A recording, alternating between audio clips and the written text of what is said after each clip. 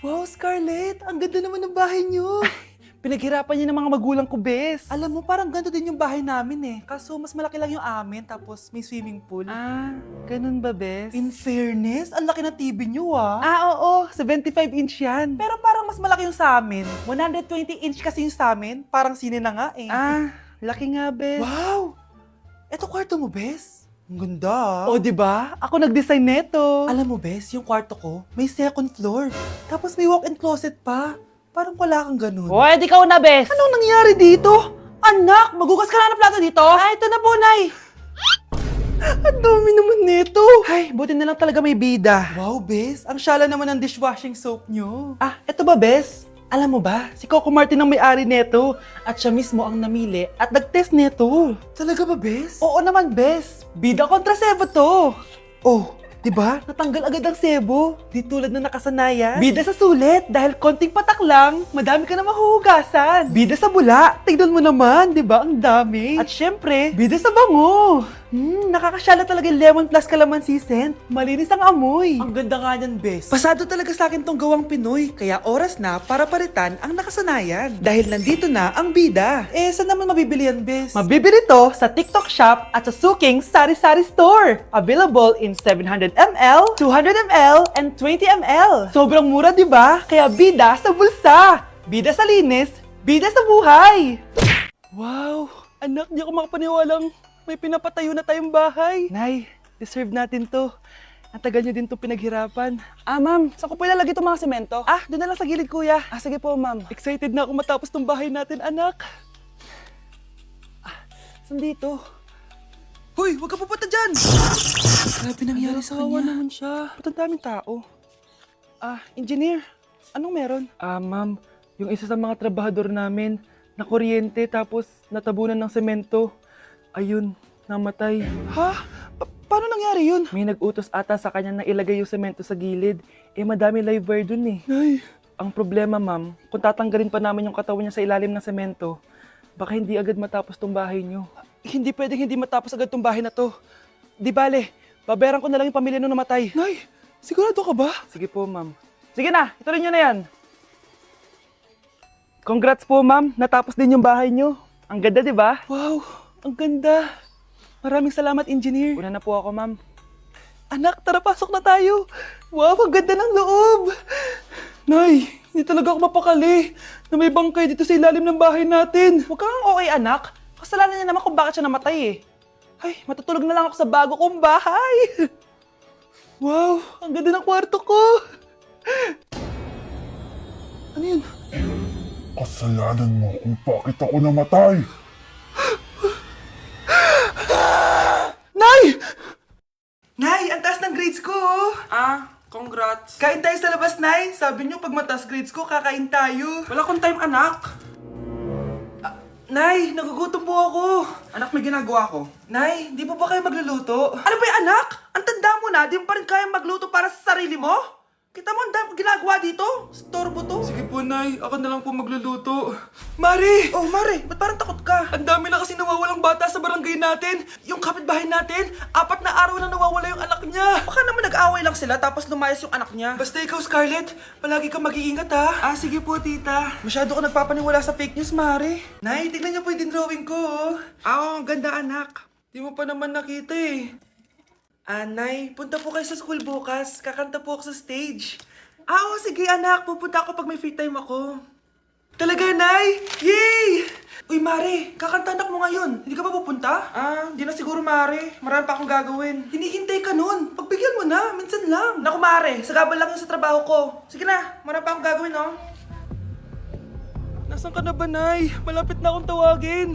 Hindi ka mahal ng nanay mo. Mahal ako ng nanay ko! Tao po. Bakit po, sir? Kayo ba yung nanay ni Scarlett? Opo. Ma'am, nawawala po yung anak nyo. Ano? Si Scarlett? Aware naman siguro kayo na maraming nawawalang bata dito sa barangay natin, ma'am. Scarlett? Yung iba, ma'am, hindi na namin nahanap. Napakawalang kwenta mong nanay.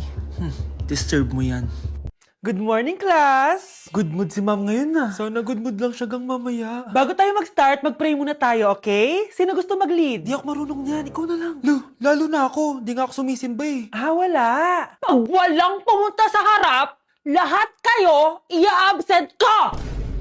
Bes, ikaw na lang. Ma'am, ako na lang po. Madali naman pala kayo kausap eh. Okay, class. So, dito na nagtatapos sa lesson natin. Oh, may 1 oras pa pala tayo eh. Sige na, i-dismiss ko na kayo. Yes, be, tara gala tayo. Tara, be. Buti na lang talaga dinismiss tayo agad. Aba, excited? Uwing-uwi? Ayaw niyo siguro sa subject ko, no? Maghihintay kayo hanggang 4 p.m. dito! Walang uuwi! Grabe naman yung mood swing ni ma'am. Nakakainis. I love you too. Okay, class. Dahil good mood ako today, hindi tuloy ang quiz at lesson natin. Ay, salamat. Magagawa ko na yung assignment ko sa math. Bes, pakopya naman ako niyan. Aba, sino nagsabi sa inyo na pwede kayo gumawa ng assignment sa ibang subject, ha? Ma'am. Talagang sinisira niyo mood ko, ha? Lahat kayo bagsak sa quiz! Excuse me, Ma'am Reyes? Bakit mo tinatakot ang mga anak ko? Ma'am, hindi sila matututo kung hindi ko sila tatakutin. Hindi mo kailangan takutin ng mga bata. Kausapin mo sila na maayos. Tama. Tayo ang pangalawa nilang magulang. Dapat maging safe sila sa atin. Gusto mo bang maalala ka nila sa mga pananakot mo? Facts, ma'am. Umayos ka na, ha? Kung ayaw mong isumbong kita sa principal. Deserve. At dahil magpapasko na at patapos na ang taon, isi-share ko sa inyo ang mga naging achievements ko this year. Pero kada achievement, kakagat ako dito sa Chicken Joy. First achievement ko this year is yung nakapagpatayo ako ng sarili kong business, which is yung laundry shop ko. And thank you Lord kasi sobrang successful niya and manifest ko na more sales pa next year. Cheers! Second achievement ko this year is nakapag-travel ako sa maraming bansa this year. I know that Little Vince would be so proud of me kasi napupuntahan ko na yung mga lugar na hindi ko kayang puntahan dati. Cheers guys! At eto, super proud ako kasi natitreat ko na yung family ko, nadadala ko sila sa mga lugar na gusto nilang puntahan at napapakain ko sila sa mga masasarap. Kaya naman today, bibili tayo ng fave nila. Tara, samahan niyo ako. This Christmas, gusto ko mag-band naman kami ng family ko kahit sobrang busy namin this year. This is why ang handaan namin is with Jollibee this Christmas season. Pinagsaluhan namin tong family super meal scene. Dahil meron na tong 6-piece chicken joy bucket, Jolly Spaghetti family pan, 3 sides, and 3 drinks. Ayan, everyone, kain na tayo! O diba, kita nyo naman mga reaction nila? Excited yarn? Aba, napaka-sweet pa rin no? Kahit 25 years na yan sila. Buti na lang bakasyon na ng mga kapatid ko at nakasama ko sila. Parang hindi palagi nag-aaway oh. At syempre, papahuli ba kami sa eksena? Sobrang nakakatuwa talaga kapag nakakapag-banding kayo ng family mo. Ang sarap talaga sa feeling kapag kompleto kayo at masayang nagsasalo-salo sa pagkain. Sobrang happy ko dahil ang dami kong achievements this year. At pinramis ko sa sarili ko na mas gagalingan ko next year. Sa amin, part na talaga sa yearly tradition namin ng Jollibee. Hindi talaga tumawawala sa mesa namin. Mga anak! Maganda ba? Oh, mawawala ako ng 3 araw Nay, kailangan ba talaga tumuloy doon? Importante yun anak. Minsan lang ikasal yung kumare ko no? Tsaka sa Cebu siya gagawin, di ba? Shala. Basta Nay, mag-ingat ka ha. Oo naman anak, huwag ka mag-alala. O siya na, alis na ako. Mga kapatid mo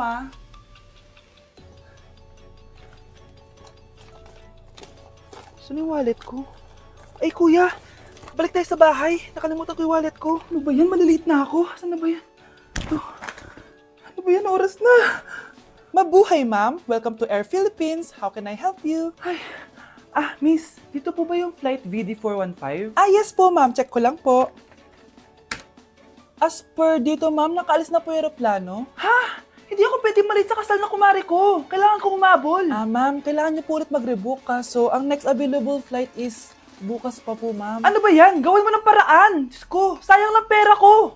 Wala palang kwenta tong airlines niyo eh. Uwi na nga lang ako. Sorry ma'am.